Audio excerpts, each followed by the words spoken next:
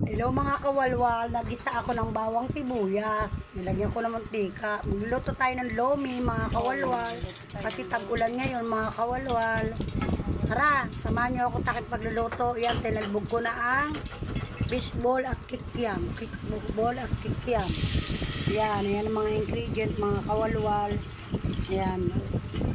Ito mga kawalwal, naglagay ako ng tubig mga kawalwal. Ayan na po siya mga kawalwal. Kaya ito, talagang tag-ulan, kailangan natin magluto ng mami mga kawalwal. Kaya ito, nilagyan ko ng konting toyo mga kawalwal. Yan, konting toyo. Yan. Tignan nyo kung paano ako magluto ng lomi mga kawalwal. Tara na mga kawalwal. Masarap ito, lalo na tag-ulan. Konting kembot na lang mga kawalwal. Maluluto na. Kaya ito, paluto-luto na lang tayo. Yan, talbog ko ng lomi. Yung noodles niya, tinalbog ko na mga kawalwal. Yan. Nugasan ko muna yung noodles bago natin talbog mga kawalwal. Yan.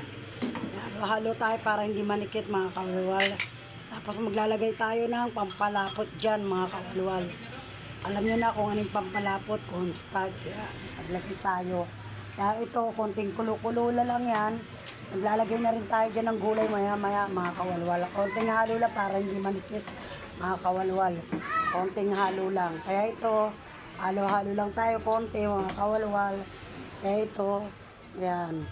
Lapit na. Tapos yan, kumukulo na, umapaw na nga mga kawalwal kasi may bumili. Yan, punas-punas lang. Pagka ano yan, lalagay na natin dyan yung gulay mga kawalwal. Pag naluto na yung noodles. Kaya, kasi ano lang naman yung hot cook lang naman yung gulay, yung vegetable, yung repolyo, tsaka carrot. Mga kawalwal. Kaya konting halo-halo lang tayo. So, talagang masarap tong lomi. Kaya tara, mga kapitbahay, kain na tayo mga lomi. Sakto lang, pang pamilya.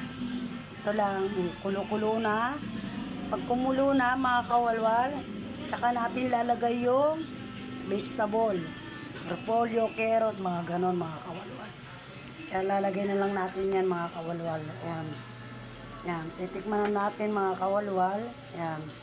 Pagkatikim, tignan natin kung anong lasa. Kasi naglagay tayo dyan ng pagpalasa. Magisarap yung tasin, paminta, naglagay din tayo dyan.